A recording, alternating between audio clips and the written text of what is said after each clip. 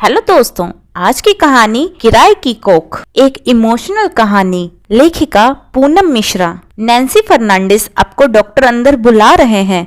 Nancy कदमों को तेजी से बढ़ाते हुए कैबिन के पास पहुंचती है। पहले दरवाजे को खटखटाती है तो डॉक्टर भी तुरंत नैन्सी को अंदर बुलाते हैं और सामने रखी कुर्सी पर बैठने के लिए कहते हैं। नैन्सी धीरे से कुर्सी पीछे सरकाती है और बैठ जाती है। नैन्सी के चेहरे पर पसीना दिखाई दे रहा है। डॉक्टर खन्ना ने नैन्सी को बताया कि तुम्हारी माँ के उपचार के लिए तुम्हें राशि जमा करनी होगी, फिर आगे के उपचार व ऑपरेशन का निर्णय लिया जाएगा। नैन्सी डॉक्टर के चैम्बर से बाहर आती है। चेहरा मायूस है और हो भी क्यों ना, नैन्सी का बस एक ही तो सहारा है, उसकी माँ। नैन्सी घर की ओर पैदल ही निकल जाती है। तेज बारिश होने लगती है।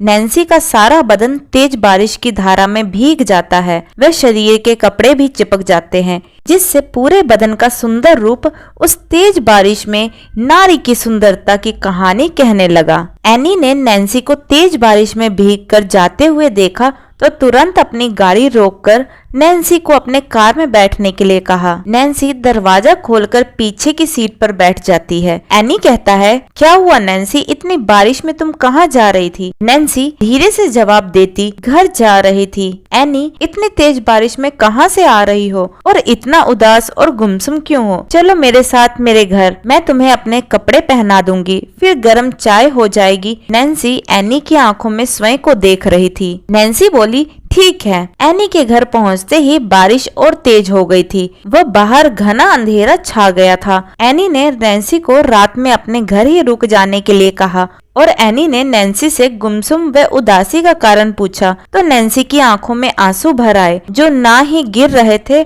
या कुछ कहने की इजाजत ही दे रहे थे। एनी अपने दोनों हाथों से नैन्सी को पकड़ती है। कुछ तो बोलो नैन्सी, कुछ बताओ, क्या परेशानी है तो मैं कुछ मदद करने की भी सोच सकती। नैन्सी के गाल पर अश्क की एक बूंद गिरती है, मानो कह रही है कि नैन्सी कह दो अपनी परेशानी, यही तुम्हारी मदद कर सकती है। और नैन्सी ने एनी को सारी बात कह डाली। रात काफी हो चुकी थी। नैन्सी को नींद लग जाती है। एनी भी वही बातें करते करते सो जाती है। दूसरे दिन सुबह सुबह एनी की अम्मा काम करने आती है। वो नैन्सी को देखती है और नैन्सी की सुंदर काया व छरहरा बदन देखकर मोहित हो जाती है। एनी बातों बातों में अम्मा को सारी बात बता देती है। एनी अपने कुछ ऑफिस के कामों में व्यस्त थी। अम्मा ने नैन्सी से दोस्ती कर ली। वे परेशान नैन्सी को सहानुभूति की गोलियां देने लगी। भोली नैन्सी भी अम्मा की बातों में आ जाती है और वह अपने घर आने को कहती है, क्योंकि अम्मा नैन्सी की माँ की उम्र की थी। एक शाम अम्मा नैन्सी के घर जाती है, लेकिन घर में ताला देख पड़ोसी से नैन्सी के बारे में पूछती है तो अम्मा को पता चलता है कि नैन्सी अपनी माँ के उपचार के लिए परेशान है। अम्मा ने भी नैन्सी की मदद करने का विचार किया और नैन्सी से मिलने अस्पताल जाती हैं। नैन्सी अस्पताल में अम्मा को देख अचंभित हो जाती है। अम्मा बोली, क्या हुआ नैन्सी तुम्हारी माँ को? तभी एक नर्स नैन्सी से कुछ राशि जमा करने के लिए कहती है। नैन्सी कहती है, इतने पैसे नहीं है मेरे पास, अब मैं अपनी माँ को सरकारी अस्पताल ले जाती। तभी अम्मा ने नर्स से कहा, मैं अभी कुछ पैसे जमा कर देती हूँ, शेष राशि कल कर दूंगी। नर्स ने जमा राशि की पर्ची दे दी। नैन्सी अम्मा की ओर देखती रह गई। अम्मा नैन्सी को एक तरफ ले जाती है और समझाती है, सुनो नैन्सी, माँ का इलाज सबसे जरूरी है और उसके लिए पैसा उससे भी ज्यादा जरूरी। लेकिन एक बात है नैन्सी। नैन्सी ने पूछा, क्या बात है अम्मा?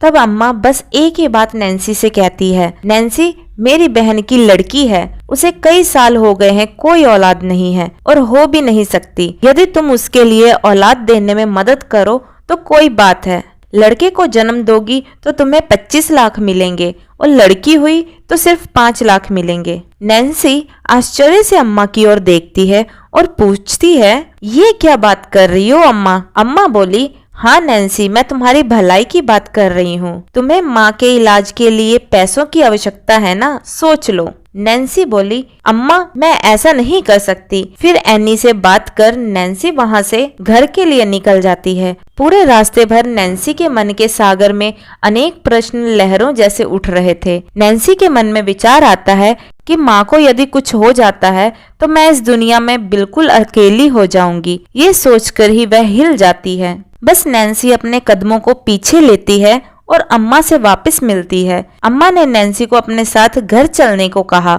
और नैन्सी अम्मा के साथ एक नए मार्ग पर निकल जाती है। अम्मा नैन्सी को सुंदर कपड़े देती है कि तुम इसे पहन लो और कमरे में चली जाओ। नैन्सी भी वैसे ही करती है। इतने में दरवाजा खोलने की आहट होती है और नैन्सी सहम जाती है। अपने सामने एक अधेड़ उम्र के व्यक्ति को देखकर वो घबरा जाती है, लेकिन नैन्सी को पैसा व माँ की याद आती है। सो नैन्सी तैयार होती है। परिस्थिति पर बलि चढ़ आज किसी के लिए नैन्सी ने अपना सब कुछ न्योछावर कर दिया। धीरे धीरे समय आगे कदम बढ़ाता है और नैन्सी छोटी उम्र में ही एक संपूर्ण नारी की राह पर थी। ये 9 महीने नैन्सी के दिए बड़े पीड़ादायक रहे और वो सब सहती रही और 9 महीने तक नैन्सी पलंग पर ही रही। उसे हर सुविधा मिल भी रही थी। अपनी इस बदली हुई जिंदगी में नैन्सी अपने आप से ही बातें करने लगी। जिंदगी के सपने कुछ अलग थे और फिर वो क्यों बदल गए। वो इस समय कुछ धार्मिक प्रवृत्ति की भी हो गई, क्योंकि नैन्सी नहीं चाहती थी कि किसी और की अमानत पर बुरा असर पड़े। वह स्वयं को खुश रखती, लेकिन एक प्रश्न उसे कचोटता ही रहा कि समाज में एक बेटे को जन्म देने के लिए बड़ी रकम मिलती है, जबकि आज भी एक लड़की की को किराए में लेकर भी लड़की के जन्म का इतना कम पैसा। आखिर इतना फर्क क्यों। आज नैन्सी को दर्द उठा और उसे अस्पताल लेकर आते हैं। नैन्सी की तबीयत और बिगड़ती है, लेकिन बच्चे को ऑपरेशन के जरिए इस दुनिया में सकुशल ले आते हैं। नैन्सी ने एक बेटे को जन्म दिया। सभी तरफ खुशी की लहर है। अम्मा बच्चे को गोद में ले लेती है। आज अम्मा की मुराद पूरी हो जाती है। सभी अपने में ही मगन, पर इतने में नैन्सी की तबीयत बिगड़ जाती है, लेकिन वहाँ कोई नहीं आता। सब खुशियों के सागर में गोते लगा रहे थे और देखते ही देखते वह किराए की कोख ने दम तोड़ दिया। तो दोस्तों, आपको हमारी आज की ये इमोशनल कहानी कैसी लगी कमेंट करके जरूर बताइएगा।